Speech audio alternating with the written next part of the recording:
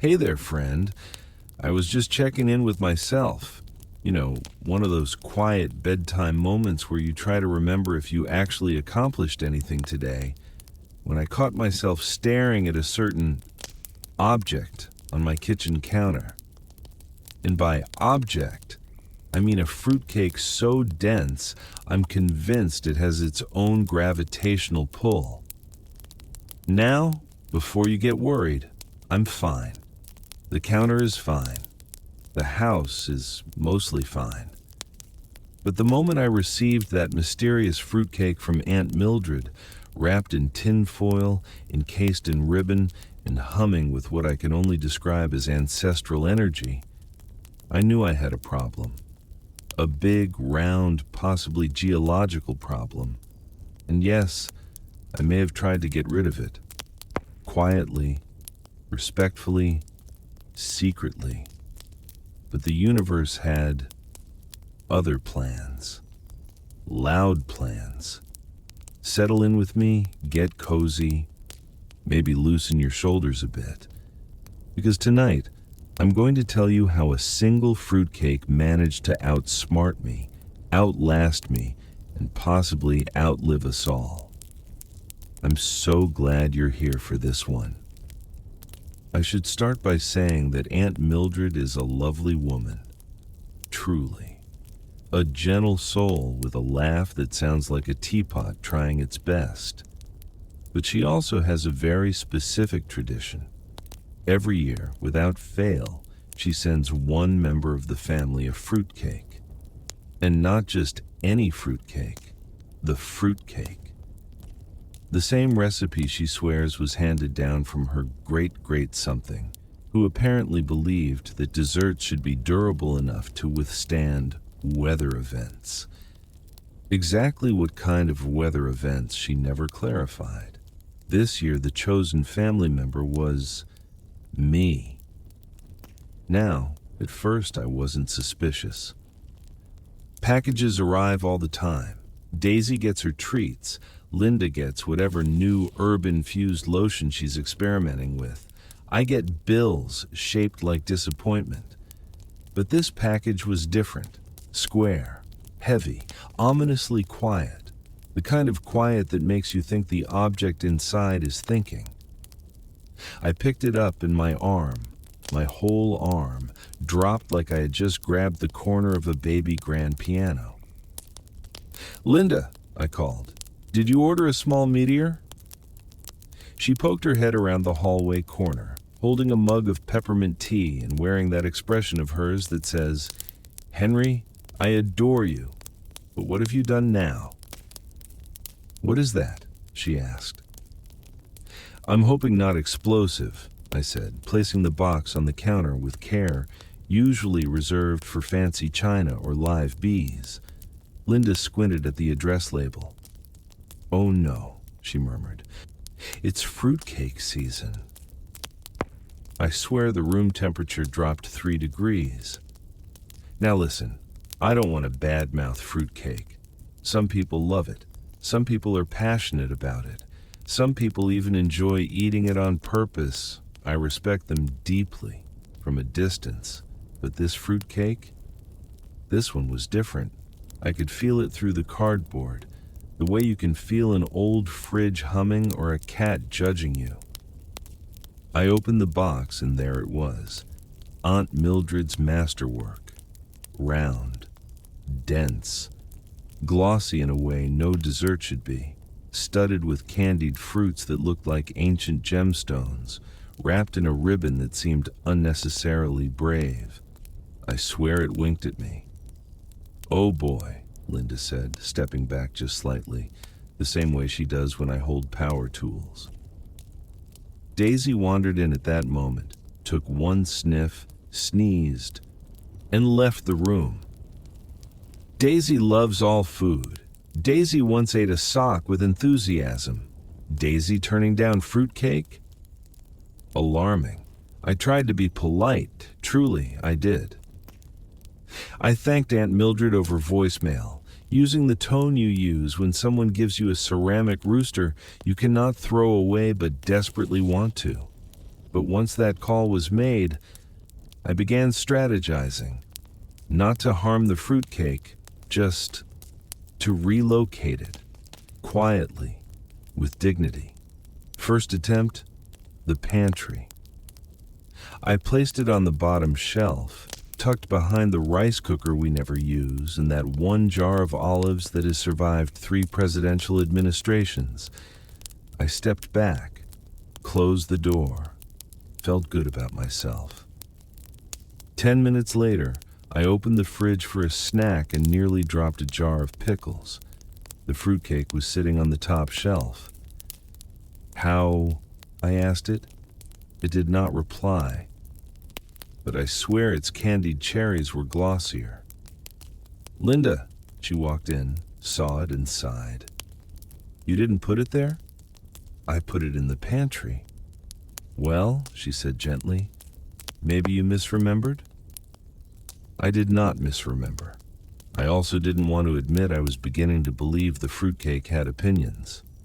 Second attempt, the garage. More specifically, the top of the freezer, a vast white tundra where leftovers go to be forgotten.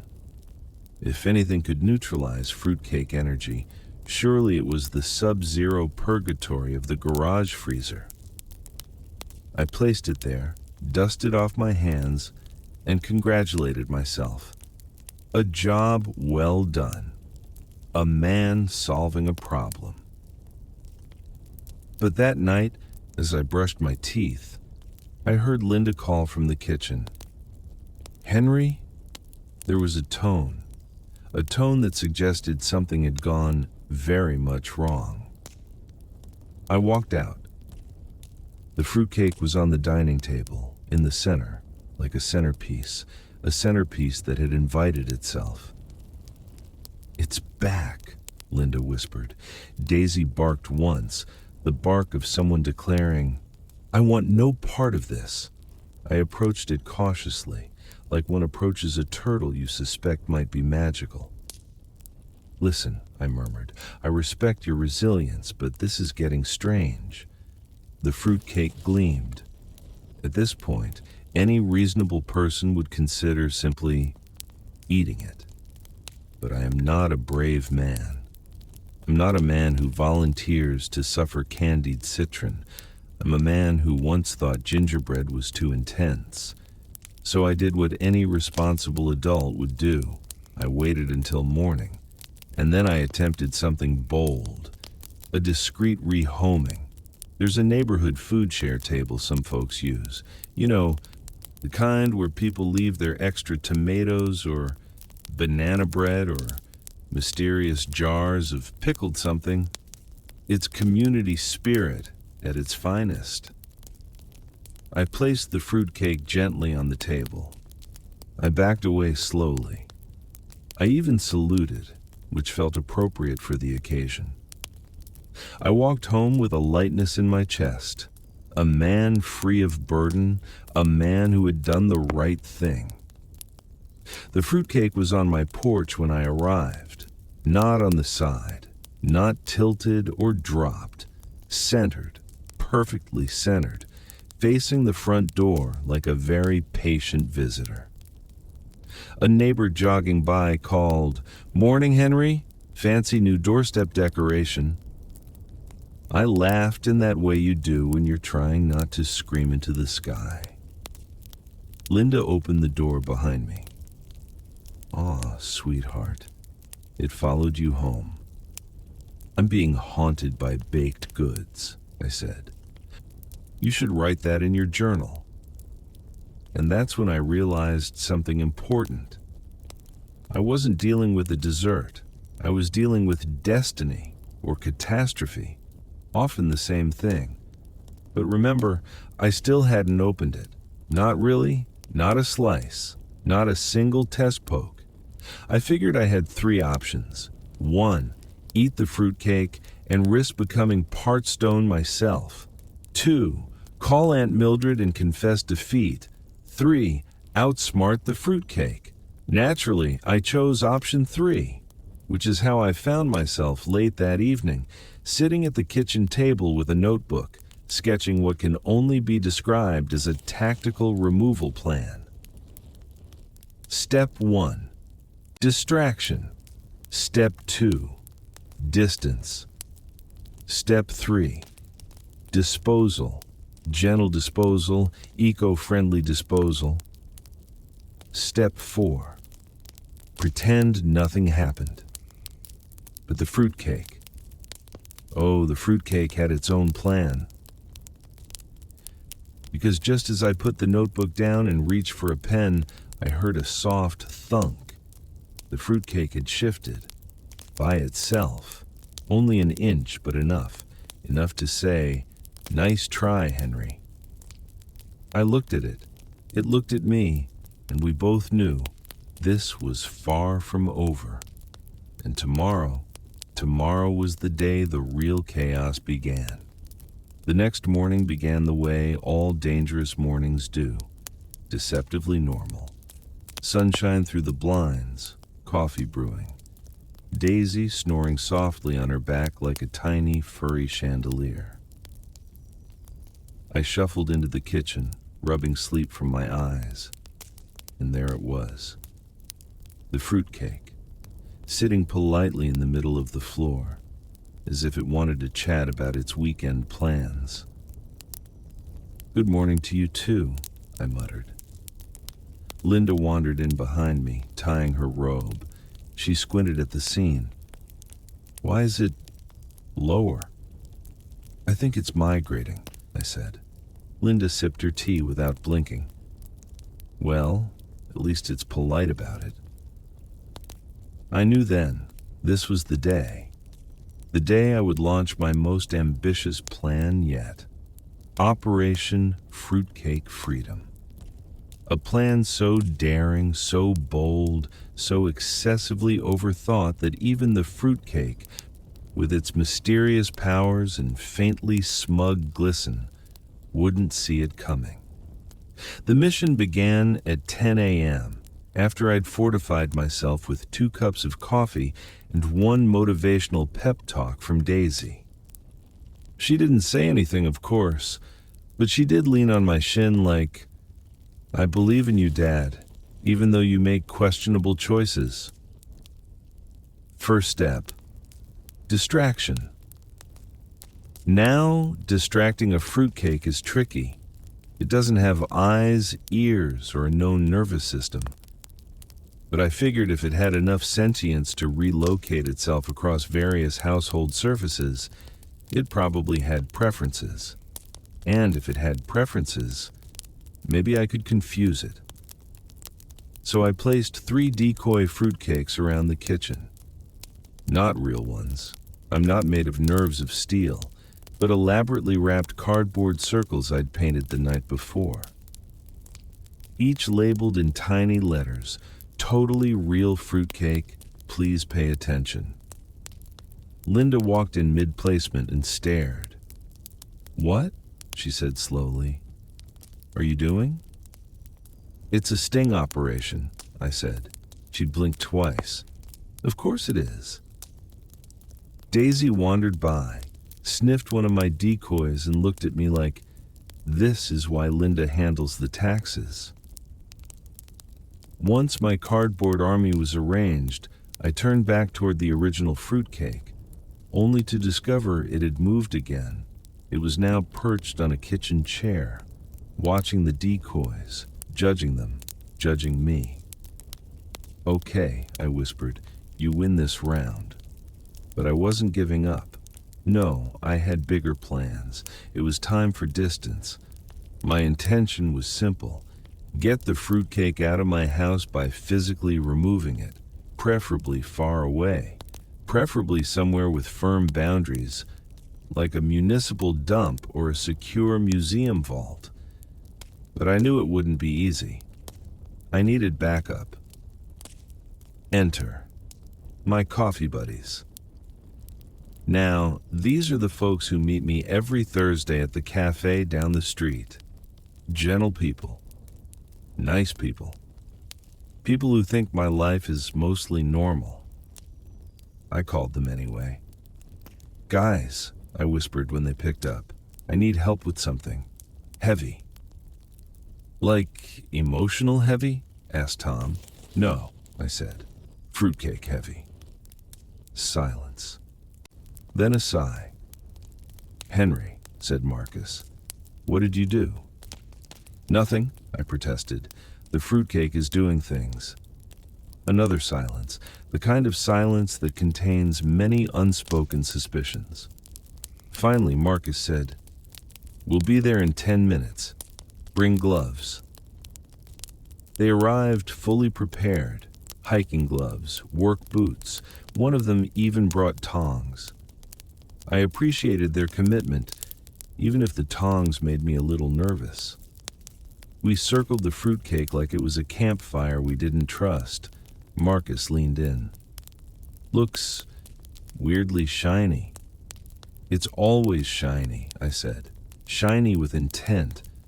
Tom poked it gently with his boot. Feels dense. It is, I said. It's like a dessert designed by a blacksmith. After a brief strategy discussion involving diagrams, moral concerns, and the phrase, we should have made Henry sign a waiver, we lifted the fruitcake into a cardboard box. It took 3 of us, and a grunt I'll be ashamed of later. We loaded it into Marcus's truck. Daisy watched from the window with the expression of someone witnessing a mistake in real time. Linda just called out, "Be safe and don't anger it." Not comforting. Our plan, drive the fruitcake to the old quarry on the far edge of town, a safe, unused pit where teens went to take dramatic selfies, and release it into the wild. Not hurt it, not abandon it, just give it some distance. The truck rumbled down the road. Everything felt calm. Too calm. Halfway there, Tom said, "Hey, anybody else hear that humming?" We all went quiet. There it was, a soft, steady vibration coming from the bed of the truck, like the fruitcake was warming up. I turned slowly. "Marcus, speed up." He did, and the humming got louder. Then there was a thump, a second thump, then, bay, thud.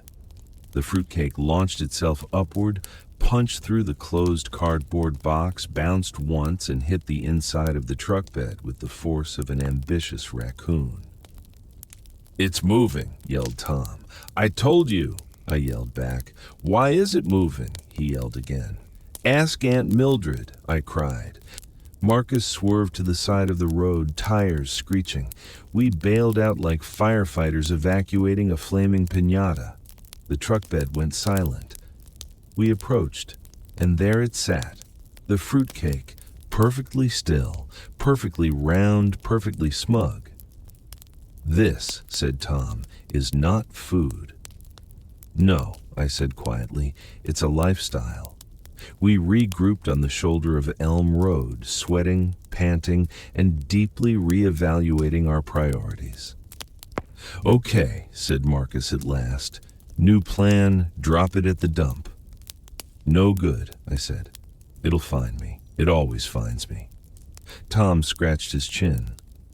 "Could bury it?" Marcus nodded. "Yeah, nobody ever finds anything buried out near Willow Creek." I raised a hand. Counterpoint. I don't think geology can contain this thing. We all stared at the fruitcake, which gleamed like a polished relic from a time when the earth was molten. Eventually, we tried again. We drove, slowly, cautiously, toward Willow Creek's wooded trail, an area quiet enough, remote enough, and morally gray enough that we figured leaving a fruitcake wouldn't upset local wildlife. Probably. When we reached a nice clearing, we carefully set the fruitcake on the ground. "Okay," whispered Marcus, "back away slowly." We did.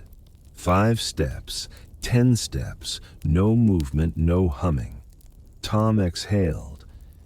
Maybe it just Wanted fresh air. Don't say things like that, I said. We returned to the truck, climbed in, and shut the doors. Marcus started the engine. We shared a collective sigh of relief, and then, thud. On the hood of the truck, we screamed in four-part harmony. The fruitcake lay flat on the metal, like it had landed from a gentle hop. A hop. Fruitcakes should not hop. Marcus whispered, "Drive. Drive now." We sped off, not fast but emotionally fast, while the fruitcake slid down the hood and plopped onto the dirt road behind us. I didn't look back. I couldn't look back. By the time we reached my house again, all three of us were silent, exhausted, soul-wrinkled. We walked inside, and there it was, on my kitchen counter, like it hadn't just performed a series of illegal acrobatics across the greater neighborhood. Tom sat down heavily. "I want coffee," he said. Marcus nodded. "I want therapy." I just stood there, hands on my hips, staring at the glossy little menace. "All right," I said softly. "You win." Linda walked in. "How'd it go?" I gestured broadly to the fruitcake. "We achieved nothing." She rubbed my shoulder with sympathy usually reserved for people who lose foot races to toddlers. "At least you tried." Daisy wandered in, sniffed the fruitcake again, and shook her head like, "Nope. Still nope." But the fruitcake wasn't done, not even close. Because that evening, just as sunset covered the neighborhood in a warm, peaceful glow, something happened. Something that meant the fruitcake had shifted from mischievous to purposeful. Something that made me realize Phase 1 of Operation Fruitcake Freedom was missing one important step: understanding what the fruitcake actually wanted. Because at 7:42 p.m., as I stood in the living room, the fruitcake rolled. Not far, just enough to bump gently, deliberately, against my foot, as if saying, "Henry, pay attention," and oh, I did. Because whatever came next, it would change everything. When a fruitcake rolls into your foot with purpose, you stop what you're doing. You stop thinking. You stop breathing. You stop pretending your life is normal. I looked down at it, this ancient, glossy, mineral-grade pastry, and whispered, "What? What do you want from me?" Linda poked her head in from the hallway. "You talking to it again?" I think it initiated the conversation this time. She gave the fruitcake a thoughtful glance, the way you'd look at a houseplant that suddenly started humming. "Well, be polite." It rolled again, just a tiny nudge, booping my slipper in a way that felt both assertive and weirdly affectionate. And then it stopped moving entirely, as if waiting for me to follow. "Nope," I murmured. "Absolutely not. I'm not being led anywhere by a dessert." But then something strange happened. The fruitcake tilted, very slightly toward the hallway, like a compass needle saying, "This direction, please." I didn't move. It tilted harder. "Henry," said Linda softly, "I think you should see where it's trying to go." "Are you hearing yourself?" I asked. "We're taking directions from baked goods now?" She shrugged. "Honestly, sweetie, that's still less chaotic than last week's attempt to fix the dryer." Fair, so I followed, very slowly. The fruitcake rolled forward a few inches, stopped, waited, rolled again, stopped, waited. Daisy trotted behind us, ears perked, tail tucked like she was bracing for supernatural pastry events, which, frankly, was accurate. The fruitcake led us down the hallway, across the living room, past the laundry basket I'd been pretending not to see, And finally, to the hall closet. Not the big closet, not the linen closet, the weird closet, the narrow one. The one we never open because it squeaks ominously and smells faintly of dust, forgotten paint cans, and mystery. The fruitcake bumped against the door. Tap, tap, tap. Absolutely not, I whispered. Linda nudged me gently. Go on. Why me? Because it chose you. That felt like a very heavy thing for a fruitcake to do. But I took a breath, put my hand on the old brass knob, and opened the door. The closet smelled exactly like a closet that hadn't been opened since the invention of scarecrows. A dusty, antique kind of mustiness, like breathing in the ghosts of abandoned craft projects. I flipped on the small pull-chain light, and inside was a box. Not a new box, not one of ours. A shoebox, old enough that the cardboard had faded into an unplaceable shade of beige, like it had been storing memories instead of shoes. What is that? Linda asked. I don't know, I said. I don't remember putting it here. The fruitcake bumped against my heel, impatiently. All right, I said, picking up the box.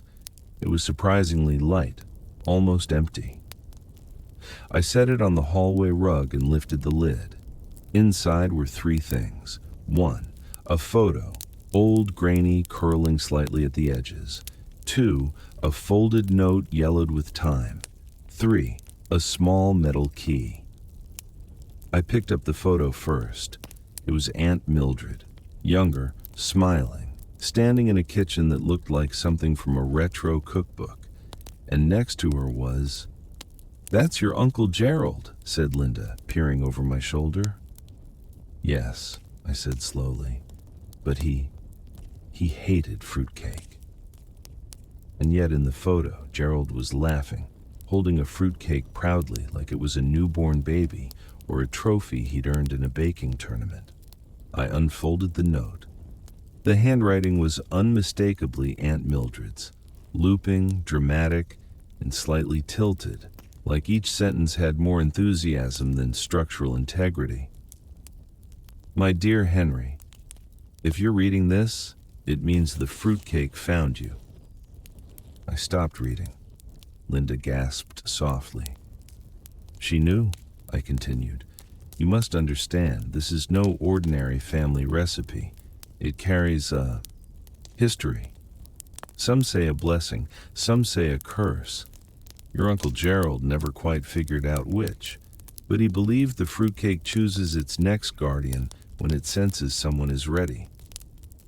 "Ready for what?" I asked out loud, to no one and to everyone. Daisy barked once, the bark of someone demanding plot clarification. I kept reading. "The key in this box belongs to the old cedar chest in my attic. Inside, you'll find the rest of the story, the instructions, and..." The next part of the note was smudged. The ink faded beyond recognition. "Oh, come on," I groaned. "Classic cliffhanger behavior." The fruitcake rolled forward again, toward the front door this time. Linda raised her brows. "I think it wants us to go." "Into the night?" "Seems so." I looked at Daisy. "Should we follow it?" She blinked, which I took as yes. I grabbed my coat, my flashlight, and, after a moment of hesitation, the small, mysterious key. Then I opened the door. A calm, cool breeze drifted in, carrying the faint scent of pine and someone in the neighborhood grilling something suspiciously cheerful. The fruitcake rolled down the porch steps with the grace of a bowling ball that believed deeply in itself. We followed it down the walkway, past our mailbox, which leaned slightly due to an incident involving me, a bicycle, and overconfidence last spring, and into the street. "Where's it taking us?" Linda whispered. "The bigger question," I whispered back. is why am I letting it? It led us down the block, past the Wilson's house, the one with the inflatable lawn moose that deflates dramatically every night like it's had a long day, and toward Maple Drive. And then it stopped. In the middle of the road, under the street lamp, just stopped. We approached cautiously, as if the fruitcake might reveal ancient runes or start singing. But instead, it cracked. Not fully. Just a small fissure across the top. A tiny line that glowed faintly, like the seam of something waiting to open. Linda grabbed my arm. "Is that—" "Yes," I said. "It's glowing. The fruitcake is glowing. That's new." We stared. The glow pulsed once, twice. A slow, steady heartbeat of light. Then the crack widened just enough for something to slip out. Something small, something metallic, a charm. A little bronze charm shaped like, of all things, a keyhole. I picked it up gently. It was warm, like it had been holding a secret for a very long time. Linda whispered, "Do you think it goes with the key?" I held up the small brass key from the shoebox. It was the exact same shape. "Oh," I breathed. "Oh, this is getting weird." But the fruitcake wasn't finished, because just as I pocketed the charm, the glowing crack sealed itself, completely, smoothly, as if it had never been there at all.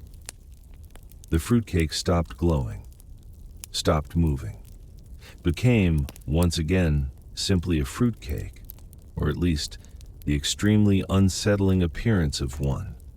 And in the quiet of the street, beneath the soft amber light of the street lamp, Linda whispered, "I think it wants you to go to Aunt Mildred's attic."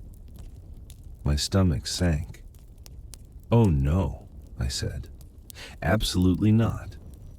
Have you seen her attic? It's like a museum of things that weren't supposed to survive the 70s.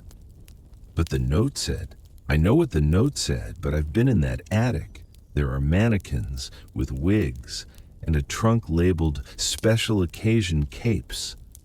Daisy growled softly, not at the fruitcake, but at the mention of the capes.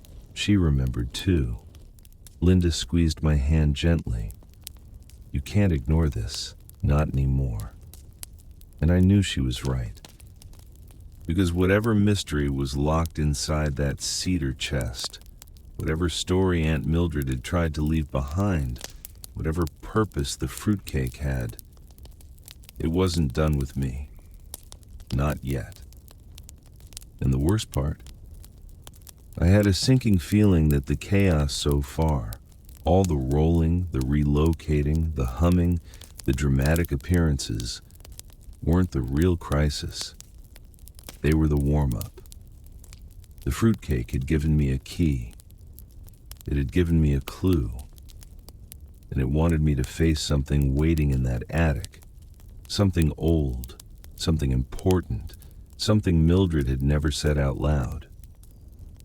I looked at the fruitcake.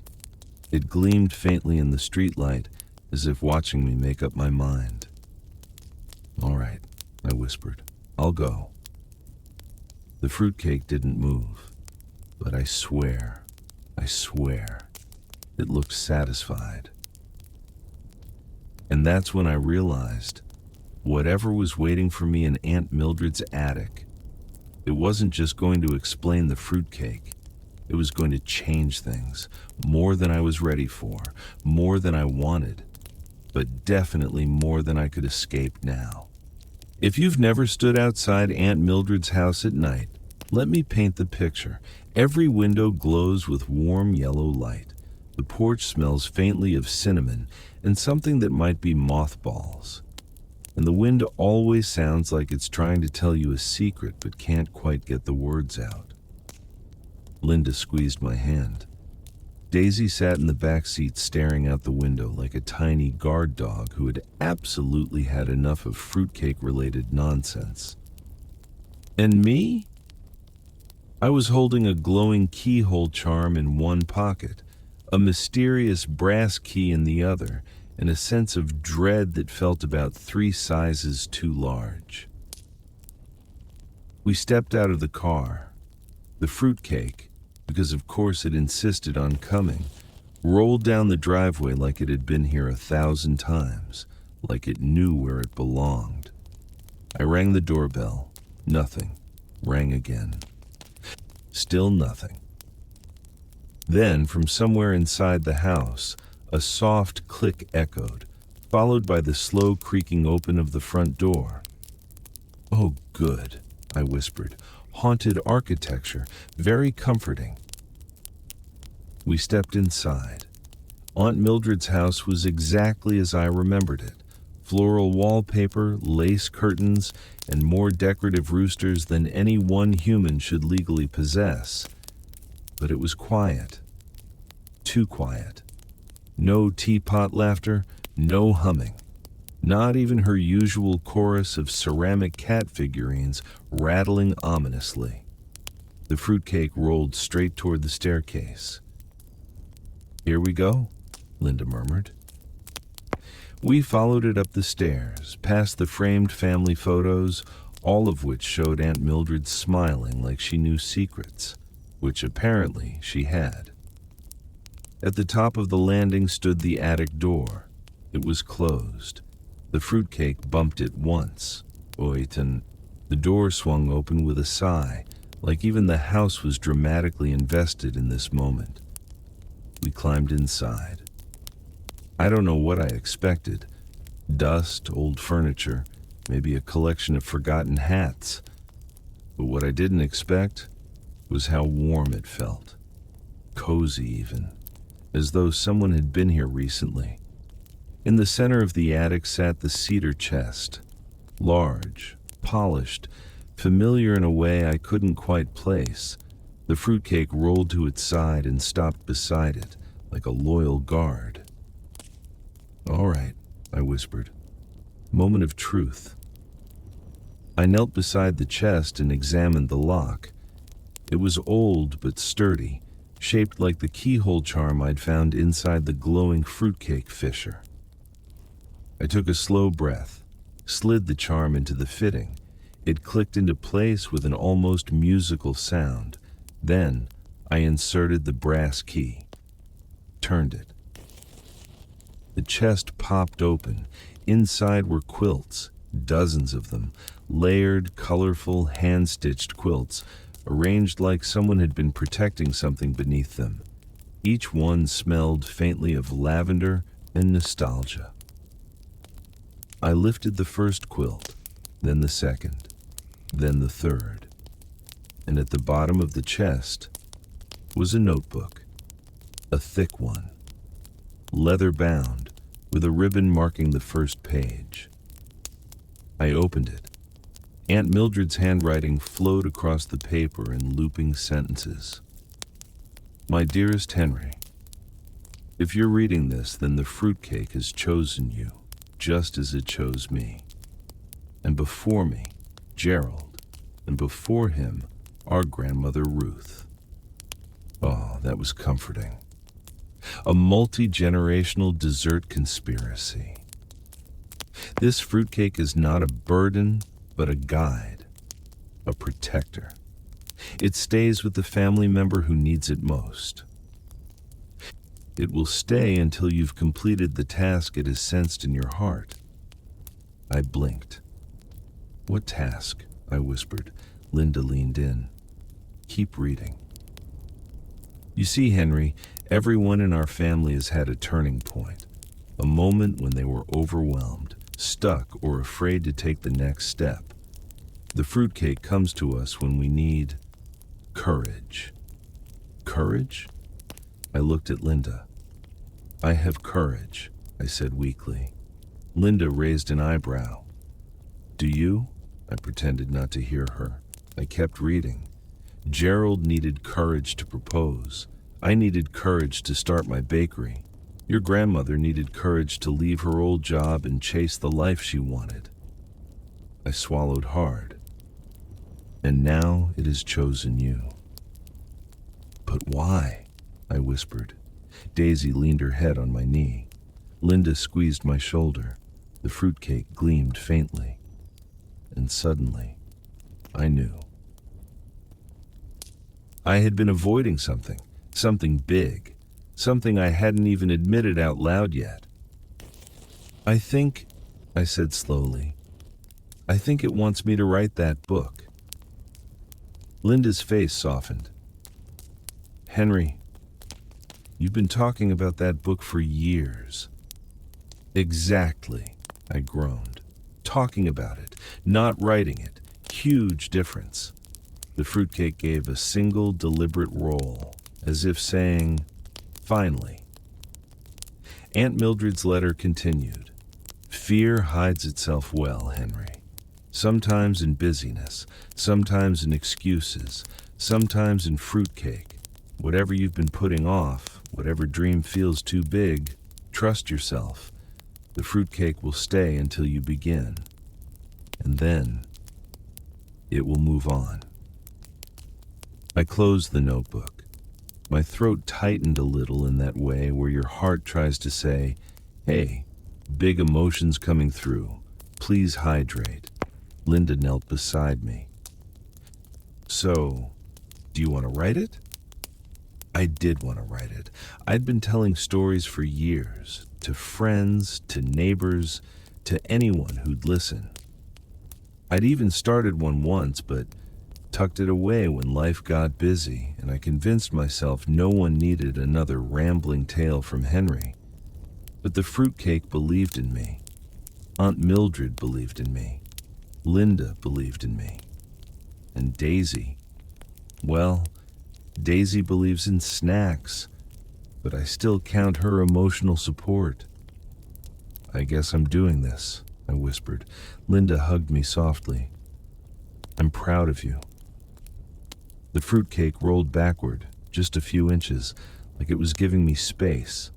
Then it glowed again, not bright, just warm. The attic filled with a soft hum, like a lullaby sung by an appliance with perfect pitch. And then it stopped, completely. The glow faded. The hum vanished. The fruitcake sat still, ordinary at last. Is it done? Linda asked. I think, I said. It's passing the torch. And then, I kid you not, the fruitcake rolled gently toward the attic door, down the stairs, across the hallway, out the front door, and onto the sidewalk, where it paused, as if waiting for someone else. Then it rolled away. Not fast, not dramatically, just onward, until the darkness swallowed it and it disappeared from view. Well, I said after a long silence, at least it's someone else's problem now. Linda kissed my cheek. Not a problem, a gift. A very heavy, deeply confusing gift, I said, but she was right. The fruitcake wasn't leaving because it gave up. It was leaving because I was finally starting. That night, back home, I sat at my desk, opened my laptop, stared at the blank page. And for the first time in years, I wasn't afraid of it. I typed a sentence, then a second, then a page, then two. Daisy curled up beside my feet. Linda brought me tea. And outside, the night felt just a little less heavy, because somewhere out there, a fruitcake was rolling toward its next chosen family member, someone else who needed courage, and honestly, I hoped they had a strong kitchen counter. Thanks for staying with me through this whole bedtime adventure, friend. If you enjoyed this cozy chaos and want more ridiculous nighttime stories, feel free to stick around Nap Giggles for the next tale. Rest well, laugh lightly, and may all your baked goods behave themselves.